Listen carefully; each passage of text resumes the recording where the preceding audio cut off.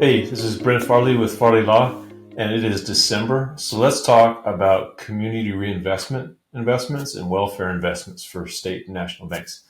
So I think welfare as two different things. There's two main components. One is an immediate need, where people have a very immediate need for money or for food or for shelter, need something right away to stabilize their situation, help them on the way.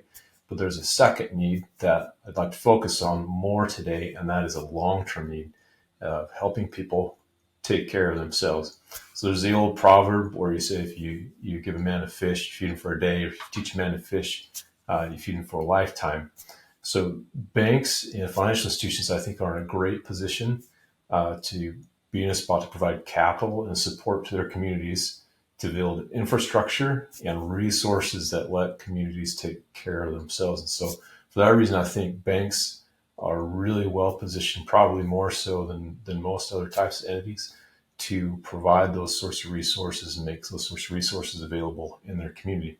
Now, let's just give it one example. I think this is a great one. One of our banks I was excited to see this year made an investment with a business that makes loans to individuals who don't have credit scores or have poor credit scores or no credit to make car purchases. And these car purchases are for people who can't get a job because they don't have transportation. They need transportation to get the job. So if you give them a loan to get a car, get transportation, they can get a job and repay the loan. And surprise, surprise, one of the main beneficiaries turns out to be single mothers in this lending program. So you take single mother, take her out of a position where she's riding the bus she's dropping her kids off at the bus, and she's trying to find a bus to go to work or to go job hunting, and then she's having to get a bus to go back home to pick up her kids from school and take them home. You give her a car, it cuts hours out of the day, so she becomes much more employable, much more easy for her to develop a career, a job that pays well, and a steady income for the family. So I was excited to see one of our banks make an investment in that program. What it really was an investment in a lender. So it'll pay back, provided the lending program is managed appropriately. But what's more, if you think about the impact, it'll be so many cars to so many families in the bank's immediate area. So good Community Reinvestment Act investment. They should see some credit for that on their exam. So why am I talking about it this way, not making the loans directly? So if you look at national bank powers and state bank powers, for the most part, banks are confined to lending and to taking deposits. When it comes to welfare type investments in the public interest, the lines blur just a little bit on what a bank can do in terms of making an equity investment in other businesses and other institutions. So for this example, the investment the bank made was an equity investment directly into the other lender, and the lender is able to take the investment proceeds and make loans. Another thing that's happening here that you might have noticed is that the loans aren't showing up as applications for the bank, so it's not really a fair lending risk necessarily. So we're putting in place a special purpose lending program without taking on all of the typical fair lending risks that would come with that. So loans that are coming on the books that probably look a little bit different than the other loans that are on the bank's books aren't going to be used in fair lending assessment.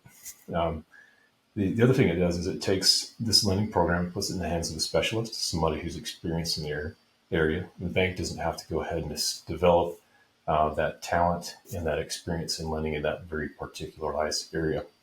And so what I think, if you take this concept, and I think you apply it a little bit more broadly, there are a lot of other opportunities to be made with this sort of investment in community. So a while back, I was at Utah State. We did some work with micro-lending programs.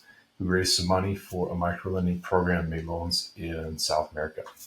And so these loans were for things like sewing machines, basic equipment. They're short-term loans. They'd be paid back within a few months to maybe a year. Payments were pretty regular, maybe a weekly small payment or a monthly small payment.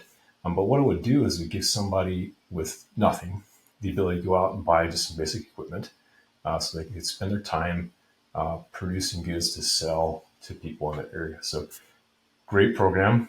Uh, there is some need in the United States for programs like that, but more likely what you're going to see is a need for small business lending, maybe SBA program lending, or other small business lending. It may not quite fit what's good for the bank, but there are special purpose lenders in the United States who make loans in the 5 to 10 to 20, 30 or $40,000 range.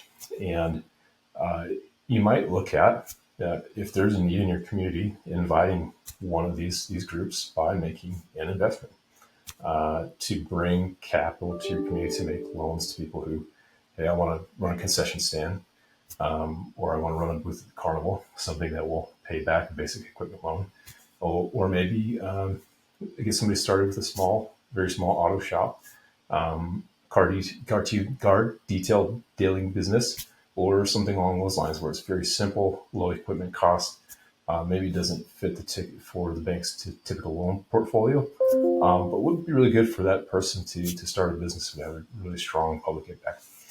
So that's our first video for this month. We'll do another one on other types of community reinvestment type investments and welfare type investments. But encourage you to be on the lookout for instances where you can make a community impact by providing funding and capital to programs that can benefit your area. Thanks. It's Brent Farley with Farley Law.